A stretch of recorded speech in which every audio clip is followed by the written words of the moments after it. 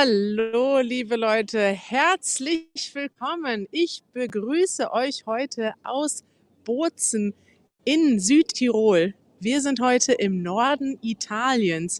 Hier wird tatsächlich auch Deutsch gesprochen und gleich werden wir euch diese Region, diese Stadt noch etwas besser vorstellen. Jetzt begrüße ich erstmal meinen Co-Host. Der ist auch hier in dieser Stadt, aber in unserer Wohnung dort hinten. Hallo Manuel. Hallo Kari, schön dich zu sehen übers Internet, obwohl wir ganz in der Nähe sind. Herzlich willkommen zu Ja, unserem Livestream. Wie immer ein paar Hinweise. Ihr könnt uns Fragen stellen in den Kommentaren, im Chat, im Live-Chat auf YouTube und Facebook. Ganz viele Leute sagen schon Hallo, hallo aus Bolivien, sagt Adriana, Hallo aus Marokko, sagt Mohammed. Das ist toll. Ihr könnt uns auch Fragen schreiben. Und noch ein Hinweis, Untertitel gibt es später. Jetzt sind wir live und in ein paar Stunden, dann könnt ihr dieses Video nachträglich über die YouTube-Untertitel auch mit Untertiteln schauen. So, Kari, du stehst auf dem Marktplatz in Bozen und bist du ganz allein oder ist noch jemand bei dir? Manuel, ich bin ganz aufgeregt. Ich bin noch mit anderen Menschen hier, die stelle ich dir gleich vor. Erstmal möchte ich gerne erklären, warum wir eigentlich hier sind. Manuel, wir sind ausnahmsweise mal nicht in Deutschland, auch nicht in Österreich und auch nicht in der Schweiz. Es gibt noch weitere Orte, an denen Deutsch gesprochen wird, unter anderem in Norditalien. Dort gibt es eine deutschsprachige Minderheit. Und hier in der autonomen Region Südtirol sprechen tatsächlich 70% der Menschen Deutsch. Deswegen sind wir jetzt mal für ein paar Tage hier. Wir haben ein paar Videos gedreht. Du warst ja auch schon unterwegs gestern, richtig? Absolut. Wir Habe ich drehen gehört. viele, viele Videos für euch aus Südtirol. Es ist wirklich spannend. Wir werden gleich noch über den Dialekt sprechen. Ja, also, und es ist eine tolle Stadt. Richtig. Wir sind in dieser schönen Stadt in Bozen und ich zeige euch mal, wer noch hier mit mir ist, denn ich bin nicht alleine. Hier haben wir noch Janusz, hallo. Hallo. Außerdem ist hier Giovanna. Hallo.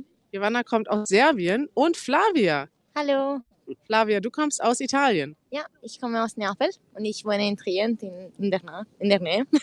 Und die beiden lernen auch Deutsch mit uns und sind jetzt extra hierhin gefahren, um uns zu treffen, Manuel. Was sagst du dazu? Unglaublich. Gestern haben wir auch schon Moritz getroffen, der hier lebt. Also wo immer wir hinfahren, es gibt Leute, die uns treffen und unterstützen. Das ist wirklich unglaublich. Richtig. Flavia, warum lernst du denn Deutsch? Weil ich es mag, eigentlich. Ja, zum Spaß. Es macht Spaß.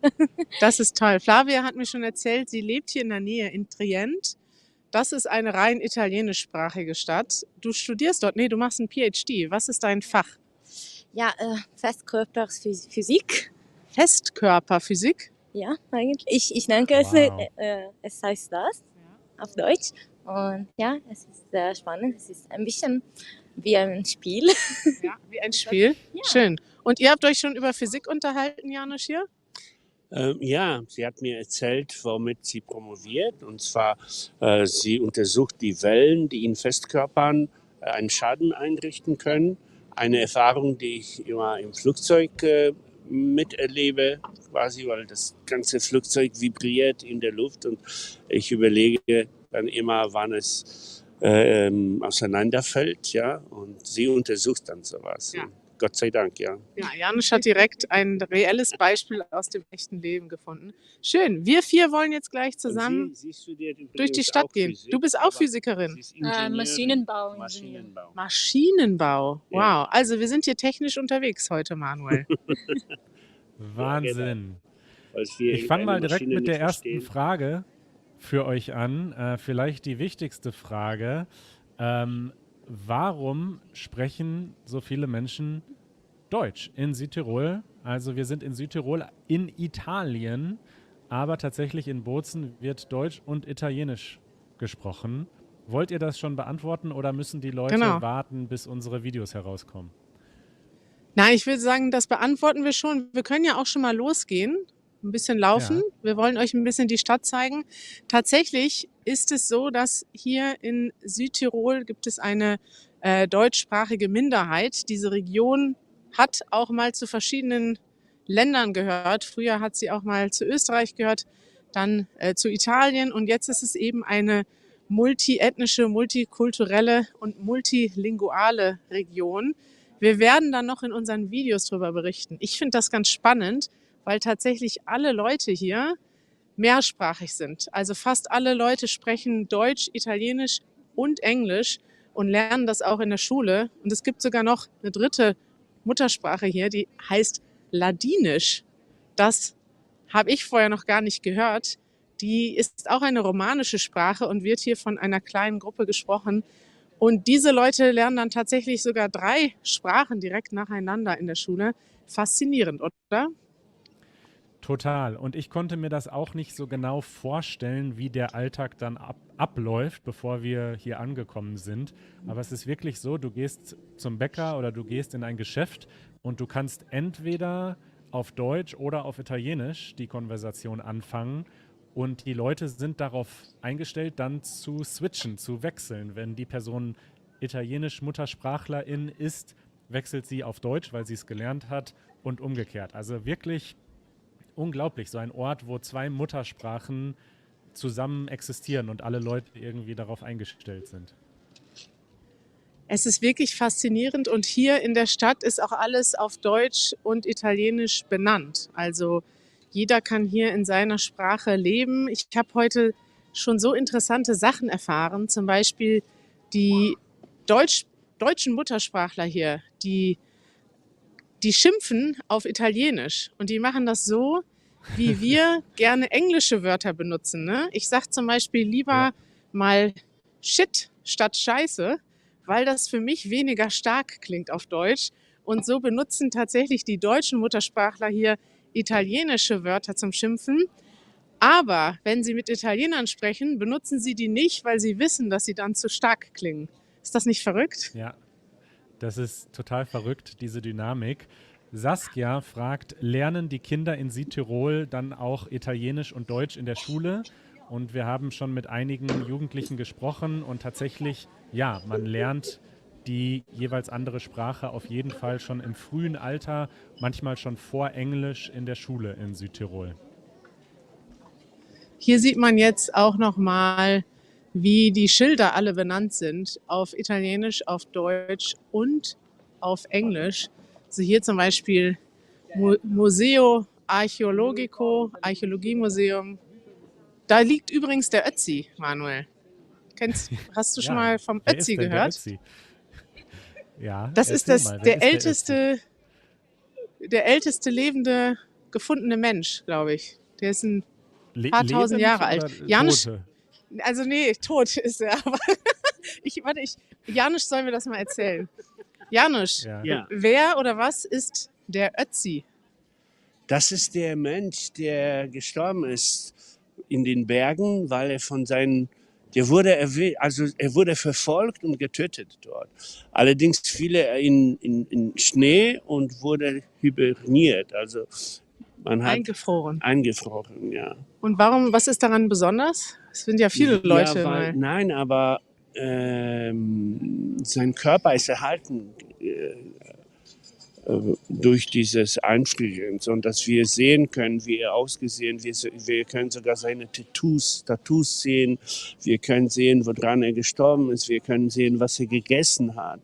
Wir können sehen, wie er angezogen war, wie seine Schuhe ausgesehen haben. Also es ist wirklich eine Reise in der Zukunft. Ja. Und die meisten Sachen, die wir aus dieser Zeit, aus dieser Steinzeit kennen wir nur von den versteinerten Funden. Ja. Ja. Und versteinerte Funde sind ja nur quasi eine Abbildung von den echten Sachen. Ja. Also du siehst, Manuel, Also- Janusz ist wirklich fasziniert mit diesem sehr alten Menschen. Und Ja, kannst ja. du noch mal nachspielen? Ich habe Janusz nämlich gestern erzählt, dass dieser Ötzi hier im Museum liegt. Wie hast du da reagiert? Oh, ich war sehr überrascht. Zeig nochmal. Oder nicht überrascht, aber ich habe mich sehr gefreut, weil ich möchte dahin. Schaffen wir es morgen? Ja, hättest du heute Zeit gehabt. Das haben wir nicht Stimmt. geschafft. Aber Morgen fahren wir. Oh nein. Kari, frag noch mal Janusz, er hat jetzt von der Steinzeit geredet. Ich weiß nicht, ob das stimmt. Frag ihn mal, wie alt der Ötzi, also wie alt diese Mumie ist.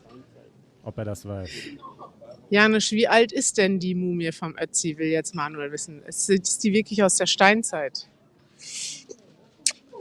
Ich weiß es nicht, ehrlich gesagt. Ich Wer soll mal schätze schätzen? 3000 vor unserer Zeit. Ich schätze Ja, es. super. Okay, vielleicht 5300 ist das- Jahre Man alt. muss Ach so. wissen, man Perfekt muss geraten. wissen, Du hast das richtig geraten, sagt Manuel. 5300 Jahre ist der alt. Du hast jetzt gerade gegoogelt, oder was? ja.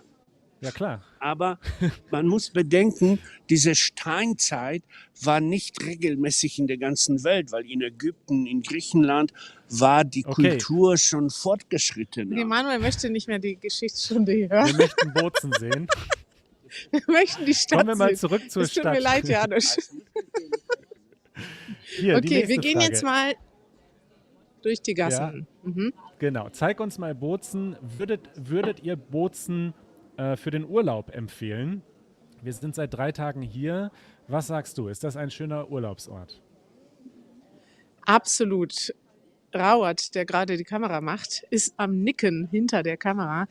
Manuel, wir waren ja heute ein bisschen auf einem kleinen Berg, also für Ja. die Region hier war es ein kleiner Berg. Es ist wirklich schön. Man hat hier tatsächlich, ich habe das selber unterschätzt, wie schön es hier ist. Man hat die Berge, man hat auch eine Mischung so aus deutschsprachiger Kultur und italienischer Kultur. Und der Moritz, den ihr noch sehen werdet in den Videos, hat uns erzählt, dass man so wirklich das Beste von beidem nimmt. Man hat dann zum Beispiel, also man kann hier Deutsch sprechen, man kann auch typisch deutsches, also sag ich mal, deutschsprachiger Raum essen. Man kann aber auch italienisches Essen essen. Und man kann hier wirklich alles finden. Also wenn man sich für deutsche Sprache interessiert, Deutsch lernt, aber gleichzeitig auch mal vielleicht schönes Wetter haben möchte und angenehme Atmosphäre wie in Italien, dann kann ich Südtirol empfehlen. Ja, damit hast Oh, du Achtung. eigentlich schon perfekt Creightons Frage beantwortet, ob wir mal die Kultur beschreiben können. Das hast du super beschrieben. Er fragt noch, trinkt man dort eher Bier oder eher Wein? Ja, diese Frage kann ich sofort beantworten. Man trinkt beides. Ich habe gehört, die Südtiroler sind dafür bekannt, dass sie gerne viel trinken. Und es ist ein Weinanbaugebiet. Es gibt hier also berühmte, bekannte Weine, aber es gibt auch Bierbrauer. Also man hat tatsächlich auch hier das Beste aus der deutschsprachigen Region und Italien. Italien ist ja eher ein Weinland, oder? Obwohl Biere sind auch populär. Ich weiß es gar nicht. Ich glaube tendenziell eher ein Weißt du gar nicht, Weinland. ne? Du hast recht. Du hast es auch schon beantwortet. Janice fragt, ob es viele Gelegenheiten zum Wandern gibt. Die gibt es. Ihr wart heute in den Bergen. Man ist hier ruckzuck in den Bergen. Man sieht sie auch aus der Stadt überall. Vielleicht kann Rabat, jetzt seid ihr gerade wahrscheinlich umgeben von Gebäuden, aber meistens sieht man irgendeinen Berg in der Ferne. Da hinten ist ein Berg, aber der ist ja wirklich klein. Ich habe gehört, auf Und- den ist Chris gestern raufgejoggt. Chris, unser Videoproduzent Chris, der geht hier morgens immer joggen und die Stadt ist ihm dafür zu klein. Er geht auf den Berg. Wie groß ist denn die Stadt? Fragt Naomi. Es gibt ungefähr 100.000 Einwohner und damit ist sie auch schon die größte Stadt Südtirols. Für uns ist das eine Kleinstadt, Manuel, oder? Aber ich muss sagen, für 100.000 Einwohner gibt es hier erstaunlich viele Geschäfte, viele Restaurants. Aber abends ist dann, sage ich mal, um 8 Uhr machen auch die Supermärkte zu, wie in einer deutschen Kleinstadt. Total. Und ich finde, diese kleinen Gassen, durch die ihr jetzt gerade lauft, die Qualität wird jetzt gerade ein bisschen schlechter bei dir, weil in den Gassen nicht so ein guter Empfang ist. Aber ich liebe diese Atmosphäre. Also für mich ist diese Stadt so ein bisschen wie Game of Thrones oder so. Also wir haben zum Beispiel auch unterschiedliche Ferienwohnungen und die sind eigentlich muss man 5 Minuten laufen von der einen zur anderen. Aber Erik hat gestern so eine Abkürzung gefunden, wo man durch so eine ganz kleine Gasse durch ein Gebäude durchläuft, also noch kleiner als diese Gasse, in der du jetzt stehst. Wirklich so ein kleiner Gang, wie im Mittelalter. Und dann kommt man in einer Minute von der einen Wohnung in die andere. Und ich liebe diese Atmosphäre. Also man merkt, diese Stadt gibt es wirklich schon lange und sie ist historisch gewachsen. Ich habe ein bisschen Angst, Manuel, dass die Qualität jetzt schlecht wird. Aber ich möchte euch einmal diese schöne Straße hier zeigen. Schau mal, hörst du mich noch? Ich höre dich. Und es Schau sieht- dir das mal an. Hier im Hintergrund siehst du die Berge und hier unten ist alles voll mit Geschäften. Ich habe auch gehört, dass es hier im Sommer so voll ist. Also ich glaube, dann werden die Geschäfte auch alle gebraucht. Jetzt im Moment sind hier weniger Leute auf der Straße. Hallo Leute! Unsere Gruppe wird größer, Manuel. Ja, zeig mal, wer ist da? Ja. Hallo, wer bist du denn? Ja, ich bin eine Doktoratsstudentin. Auch ein Doktorand. Ja, Und woher kommst du? ich komme aus Kolumbien. Aus Kolumbien. Auch Physiker. Oh, Guck mal, hier sind nur... Ja, ja. Manuel freut sich, der ist gerade auf der anderen Seite. Er war schon mal in Kolumbien. Ah, Ich bin super. Kolumbien-Fan. Yeah, well, I am not like very confident with my German, so No that's problem. We can also speak English. Und Manuel kann sogar was auf Spanisch sagen, aber das hörst du jetzt leider nicht. Soll ich ihm was ausrichten, Manuel? Saludos. Manuel sagt Saludos. Saludos back. Okay, Manuel, wie ist denn die Übertragungsqualität? Sollen wir wieder rausgehen Gut, aus dieser gut. Straße oder soll ich weiterlaufen? Nee, zeigt nochmal. Die ist wirklich wunderschön, Okay. diese Gasse. Also es ruckelt ein bisschen, aber es lohnt sich und es gibt ganz viele kleine Geschäfte und man sieht, also irgendwer hat auch gefragt, wie viel Uhr es gerade ist. Maja fragt das. Es ist jetzt 5:45 abends. In Deutschland, in Berlin wäre das noch früh, also da würde man noch mindestens 2 Stunden lang shoppen gehen können. Aber hier sieht das jetzt so aus bei euch, als würden die Geschäfte langsam zumachen. Also das Leben ist etwas gemütlicher und langsamer, würde ich sagen, oder? Richtig. Also die meisten Supermärkte hier schließen um 7 und der einzige Supermarkt, der noch länger auf hat, hat bis 8 auf. Also das wäre jetzt in Berlin schon ungewöhnlich. Da kann der Supermarkt dann schließen, wenn er so früh zumacht. Also wörtlich, Ja. weil dann kommen ja die Kunden nicht mehr.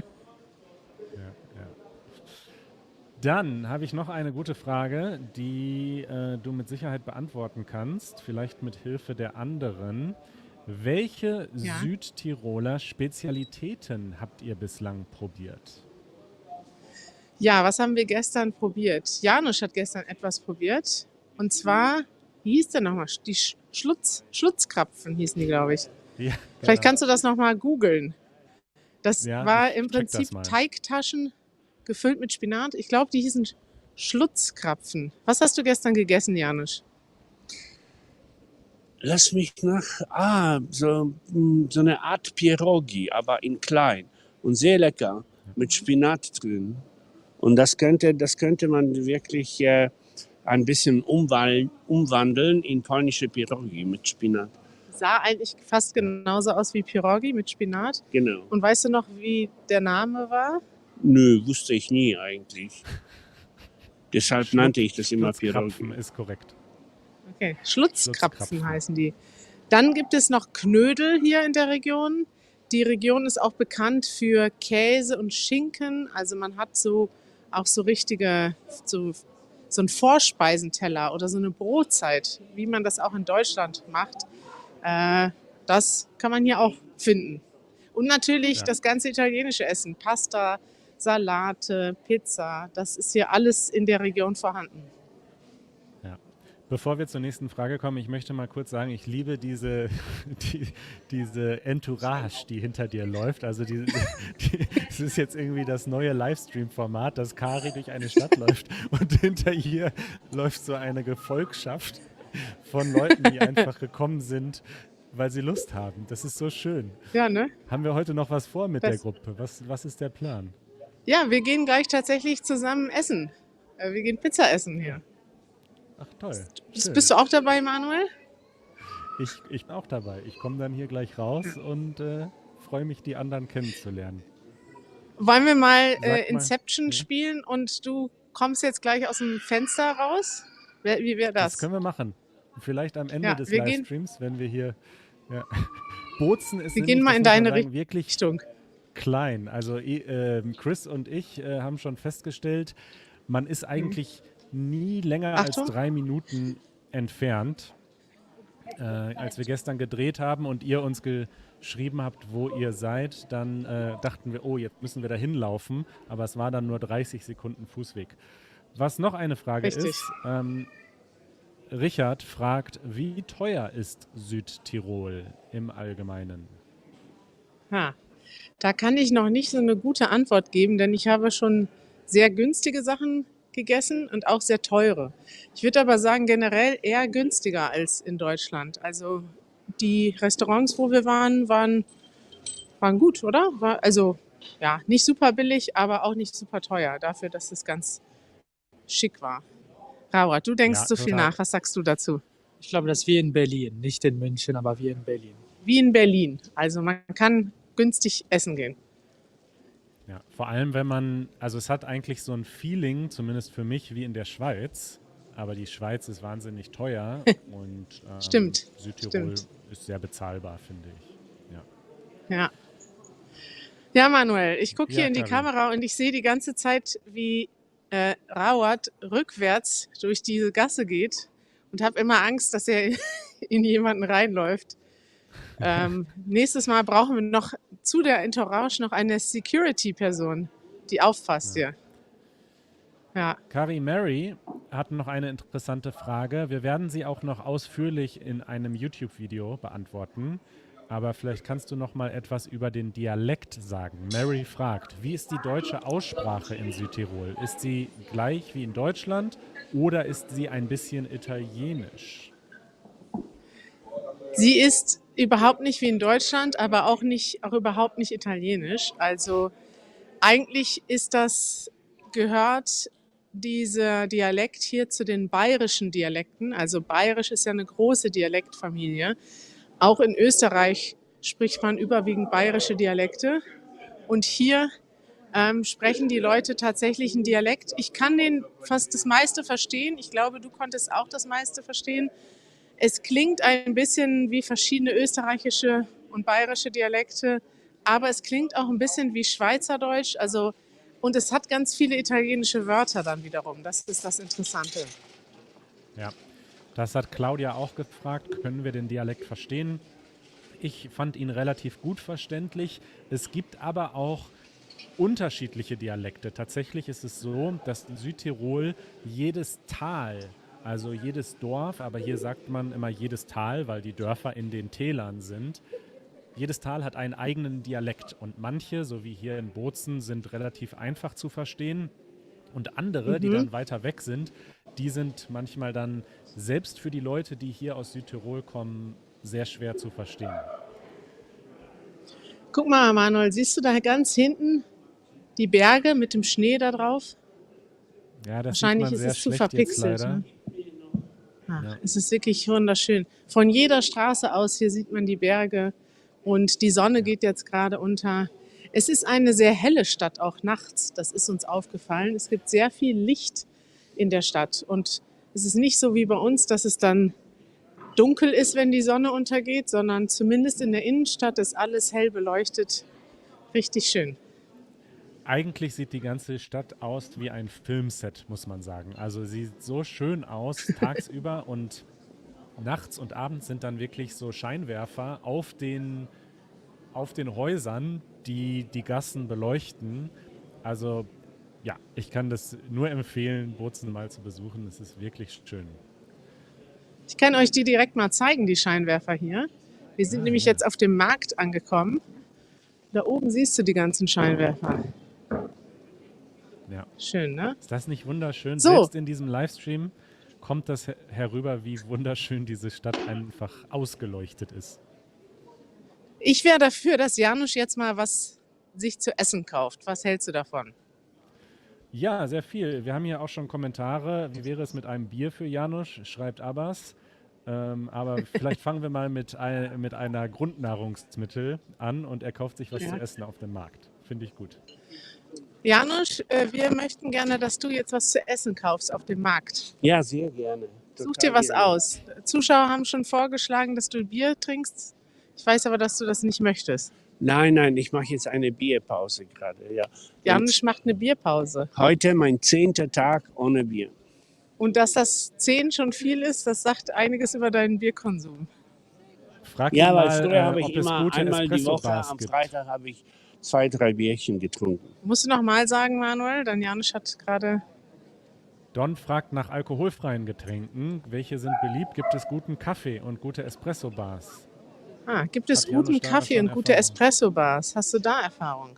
Habe ich. Und zwar nicht mal in einem guten Café oder Espresso-Bar, sondern gestern in dem Café, in dem wir uns getroffen haben, kurz. Der Cappuccino schmeckte richtig lecker, richtig deutlich leckerer als das, was wir in Deutschland trinken. Ja. Tut mir Und- leid, Janusz, ich habe gerade dein Gesicht nachgemacht, weil das so begeistert aussah. War richtig lecker. Danke, ja. Okay, jetzt darf Okay. ich was kaufen. Du darfst dir alles kaufen, was du willst. Soll ich dir Geld geben? Ja. Okay, warte. Ich gebe ihm Geld, Manuel. Und dann geht Janusz shoppen. Ich bin mal gespannt, wenn Janusz 10 Euro hat, was kauft er? Und wir können ja mal... 10 wetten. Euro. Hier, Ganz schön Janusz, viel. 20 Euro für dich. Aber nicht alles ausgeben. Hallo, Ich habe mit Ihnen Deutsch gelernt. echt? Wir sind gerade live auf YouTube. Möchtest du live im Video sein? Ja. Wer bist du denn? Also ich komme aus Marokko und ich habe Deutsch dort gelernt. Aber ja, jetzt bin ich hier. Aber hier gibt es keine Deutschsprache, hier nur Dialekt. Hier gibt es nur Dialekt. Das ist schwierig, wenn du Hochdeutsch lernst, Standarddeutsch lernst und hier hinkommst. Lebst du hier in Bozen? Ja, logisch, ja. Na, seit 1 Jahr, aber gibt es einen großen Unterschied, ja. Das heißt, Okay. verstehst du die Leute hier? Ja, jetzt. Ja, Jetzt schon. jetzt schon, ja. Aber bevor, das war sehr schwer, weil normalerweise ich habe Deutsch im Goethe-Institut gelernt und hier Quatsch. Und hier konntest du nichts verstehen. Na, das ist nicht leicht. Wie heißt du? Asma. Asma. Mhm. Schön, dich kennenzulernen, Asma. Dankeschön. Wir gehen mal rüber zu Janusz, der geht jetzt einkaufen und der Ja. möchte was probieren.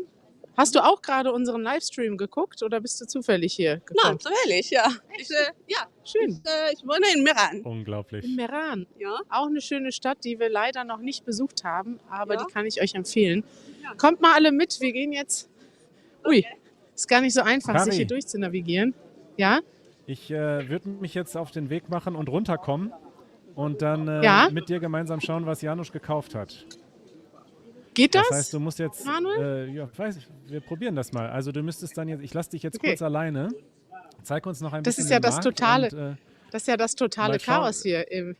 mal schauen, wie lange ich brauche bis zu euch, okay? Alles klar. Bis gleich, Bis gleich. lieber Manuel. Mit wem rede ich denn jetzt hier über die Kopfhörer? Da bin ich ja Na, gar nur nicht mit dran dir gewöhnt. selbst. Okay, machen wir. Ich freue mich, wenn du runterkommst. Und hier sehen wir schon Janusz, wie er einkauft. Genau.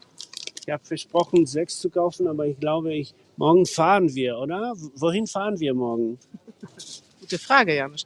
Wir Nach fahren München, oder? Wir fahren morgen nach München, aber wie ihr seht, Janusz macht nicht die Reiseplanung, ich mache die Reiseplanung und deswegen weiß Janusz manchmal nicht, wo wir hinfahren. Wir fahren tatsächlich morgen weiter nach München. Janusz probiert jetzt was Leckeres zu essen zu holen und ich zeige euch jetzt mal, aus welcher Richtung Manuel gleich kommt. Der wohnt nämlich, also eigentlich wohnt er hier um die Ecke, aber gerade da um die Ecke ist Manuel gerade. Also wir sind tatsächlich mitten in der Stadt. Janusz, komm mal her. Also unglaublich, ne? Ich habe 8 Brötchen gekauft und zwar höchste Qualität, absolut einmalig, 3,70. Das ist doch nicht, also ist doch ein normaler Preis. Ich glaube nicht. In Berlin kosten solche Brötchen. Okay, er muss das Rückgeld abholen. Ich glaube, wir haben unsere Gruppe verloren. Die stehen da drüben. Ich würde sagen, wir probieren jetzt mal die Brötchen, Janusz, oder? Also ich hatte gehofft, dass Janusz ein bisschen was Lokales kauft, aber er hat nur ganz normale... Guck mal, wer da kommt! Hallo. Manuel, da bist du ja schon. Jo, Das ist ja jetzt wirklich überraschend. Eben warst du ja noch im Internet und jetzt bist du auch hier im Internet, aber auf einem anderen Bildschirm. Diese Stadt ist wirklich klein. Ja. Ach, ich bin gerannt. Du bist doch Aus eigentlich der krank. Puste. Ja, Du sollst dich doch schonen. ich wollte noch mal gucken, was Janusz jetzt gekauft hat. Ja, das zeigt er uns nicht. Er ist eben immer noch am... Jetzt zeig doch mal, Janusz. Die Zeit läuft mir davon. Ich will noch viel kaufen.